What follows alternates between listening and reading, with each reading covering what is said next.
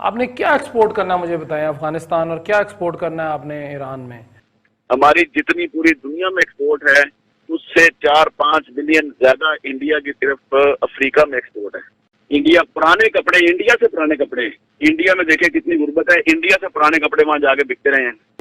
आप क्या समझते हैं कि जी हमारे भारत से ताल्लुकात खराब हैं तो भारतीय चीजें, भारतीय मिठाई जो है वो हल्दीराम की मिठाई आपको लाहौर के अंदर बैठे बड़े स्टोर्स के ऊपर अवेलेबल है, आप ले लें। बिल्कुल और एक्सपायर्ड नहीं होंगी। अभी पिछले दिनों आपने वहां से मिर्चें भी इंपोर्ट की हैं। हम क्रिटिसाइज करते हैं कि नहीं जी पॉलिटिकल इंस्टेबिलिटी हो गई, तो हम तो खुद पाकिस्तान का जो इंप्रेशन है, परसेप्शन है फॉरेन डायरेक्ट इन्वेस्टमेंट के लिए, उसको खराब कर रहे हैं। हमारी चैनल में आपका स्वागत है। इस वीडियो में हम बात करेंगे पाकिस्तान मीडिया की एक रिपोर्ट के बारे में, जिसमें पाकिस्तान मीडिया चिल्ला चिल्ला के रो रहा है कि पाकिस्तान का एक्सपोर्ट पूरा बर्बाद हो चुका है। यकीन मानिए, आपने पाकिस्तान मीडिया को इतना मायूस कभी नहीं देखा होगा। पाकिस्तान न्यूज चैनल के पैनलिस्ट ये रो रहे हैं कि घर में खाने को दाना नहीं तो एक्सपोर्ट क्या करेगी। पाकिस्तान मीडिया ने एक इंटरेस्टिंग फैक्ट भी बताया है कि जितना पाकिस्तान पूरी दुनिया में एक्सपोर्ट करता है उससे कई ज्यादा भारत सिर्फ अफ्रीका में करता है। चलिए देखते हैं आज का इंटरेस्टिंग वीडियो। के बारे में जो इंडिकेटर्स हैं वो मुनासिब नहीं हैं। जो भी ग्लोबल रिपोर्ट्स आ रहे हैं उनके अंदर फिच की रिपोर्ट हो, एशियाई तरक्याती बैंक की रिपोर्ट हो और मूडीज़ की रिपोर्ट हो, इनके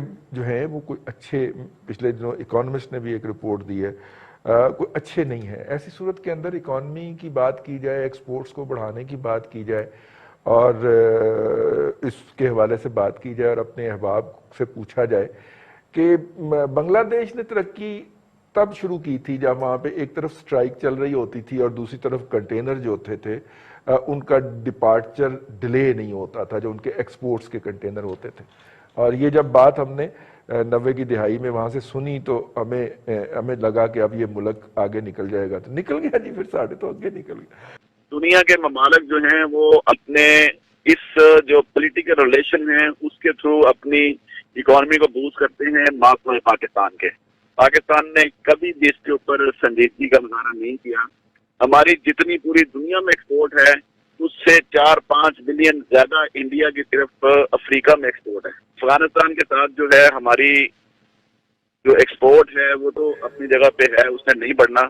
वहाँ पे जो स्मगलिंग है वो बढ़ रही है, क्योंकि आपके मुल्क से चीनी भी वहां जा रही है, आपके मुल्क से, यूं समझ लें कि आपकी आबादी जो है वो सिर्फ पाकिस्तान की नहीं है, अफगानिस्तान भी आप पे ही डिपेंड करता है और वहाँ यहाँ पे बेशुमार चीजें वहां जाती हैं। तो अभी भी अफगानिस्तान का पीछे एक डेलीगेशन यहाँ मेरे पास आया हुआ था, लाहौर चैम्बर में भी आए हैं, मेरे साथ भी उनकी डिस्कशन हुई है, हाई पर डेलीगेशन था और मैंने महसूस किया है कि वो अभी भी इंडिया की तरफ ज्यादा देखते हैं। तो ये जो पोलिटिसाइज है इकोनॉमी, उससे हमें निकलना होगा।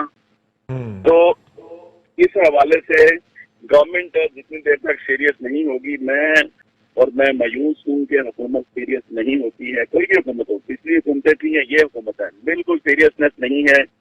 जिस तरह ईरान के साथ है, ईरान के साथ आपकी एक्सपोर्ट इसलिए नहीं बढ़ सकती कि इंटरनेशनली उसके ऊपर पाबंदियां हैं, मगर इंटरनेशनली पाबंदियां पहले भी थी जब ईरान इंडिया के ब्लॉक में था।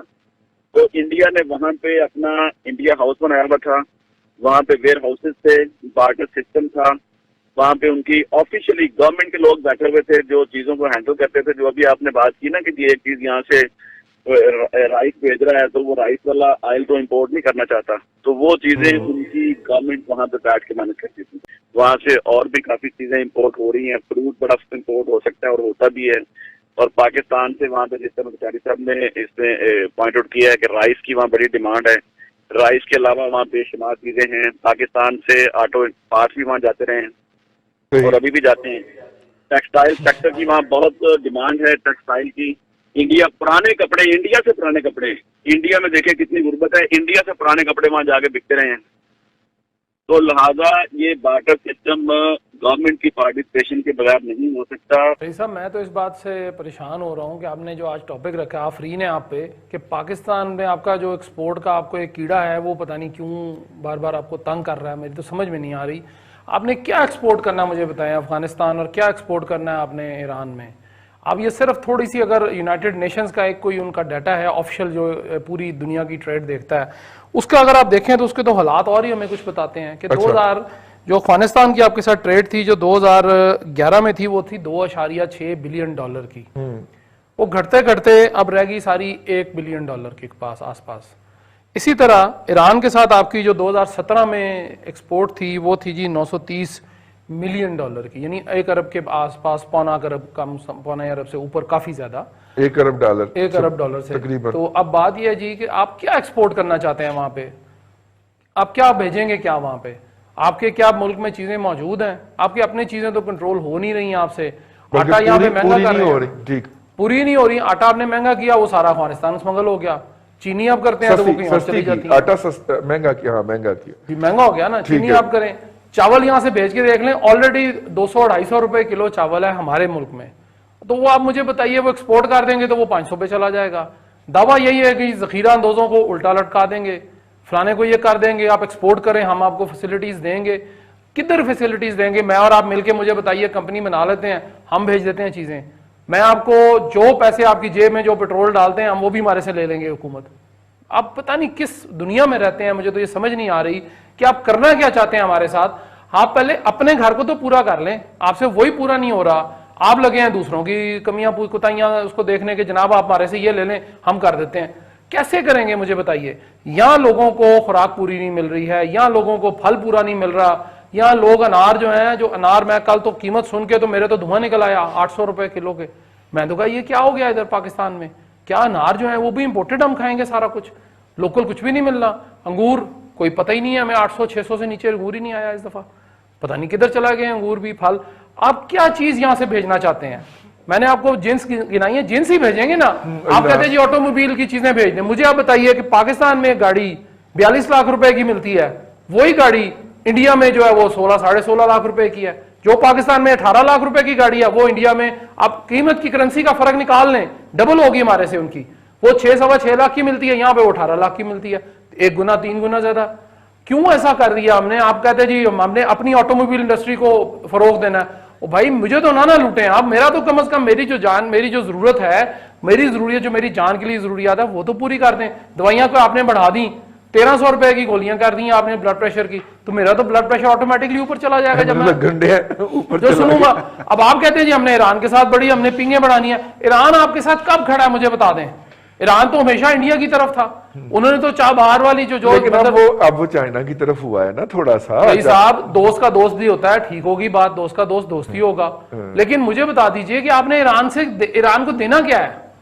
क्या देंगे मुझे बता दीजिए? कोई एक जिन्स का नाम ले दें मुझे आप कि जी हम ये दे देते हैं, कपड़ा देना है, कॉटन हमारे पास नहीं है। अभी हम आप क्या समझते हैं कि जी हमारे भारत से ताल्लुकात खराब हैं तो भारतीय चीजें, भारतीय मिठाई जो है वो हल्दीराम की मिठाई आपको लाहौर के अंदर बैठे बड़े स्टोर्स के ऊपर अवेलेबल है, आप ले लें। बिल्कुल और एक्सपायर्ड नहीं होंगी। अभी पिछले दिनों आपने वहां से मिर्चें भी इंपोर्ट की हैं जी अपने किचन के लिए। जी जी जी जी वो मिलती हैं, सारा कुछ मिलता है। आप चले जाए एक्वरी मंडी में, वो बता देंगे कि ये इंडियन मिर्च है, वाया कहां से आया मुझे नहीं पता, लेकिन वो मिलती है।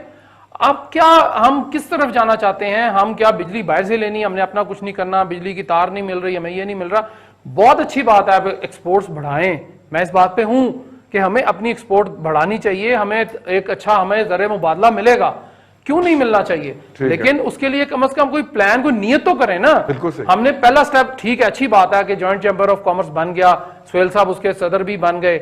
बात यह है कि आप, मैं आज के प्रोग्राम की डेट आप अपने ज़हन में रख लें, पर्ची लिख के रख लें, हम 1 साल के बाद दोबारा मिलेंगे और उसके बाद मैं पूछूंगा कि जी सुहेल साहब आप बताएं, सुहेल साहब के बाल अगर सीधे खड़े ना कर दिए हुकूमत ने, मैं इनसे एग्री करता हूं। देखें हमें सिर्फ ईरान के साथ नहीं जी, 48 ममालिक हैं इस्लामी, सऊदी अरब की एक्सपोर्ट इंपोर्ट कितनी है इंडिया के साथ, जरा वो अंदाजा लगा लें।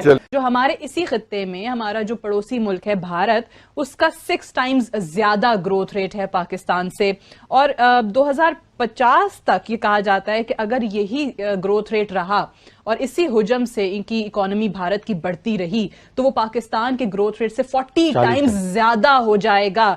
तो अभी तो हम मैनेज कर रहे हैं, लेकिन अगर 40 टाइम्स ज्यादा होता है तो ये तो national security crisis for Pakistan हो सकता है। हम क्रिटिसाइज करते हैं कि नहीं जी पॉलिटिकल इंस्टेबिलिटी हो गई, तो हम तो खुद पाकिस्तान का जो इंप्रेशन है, परसेप्शन है फॉरेन डायरेक्ट इन्वेस्टमेंट के लिए, उसको खराब कर रहे हैं। नंबर 1। नंबर 2 सादिया, बड़ी इंपॉर्टेंट चीज ये है कि वजीर खजाना जो है वो कस्टोडियन है पाकिस्तान के पैसे का। ये शख्स पाकिस्तान में फॉरेन डायरेक्ट इन्वेस्टमेंट लाने का जिम्मेदार है। जिस शख्स पर खुद चोरी का इल्जाम है, वो कैसे फॉरेन इन्वेस्टर्स को वो इंकरेजमेंट देगा कि आप आइए, पाकिस्तान के अंदर जो एनवायरनमेंट है वो बड़ी फीजिबल है, बड़ी वायबल है। This is the most unfortunate thing कि हम अपने हुकूमत के इंटरेस्ट में रियासत पाकिस्तान को नुकसान पहुंचाते हैं। दोस्तों इस वीडियो में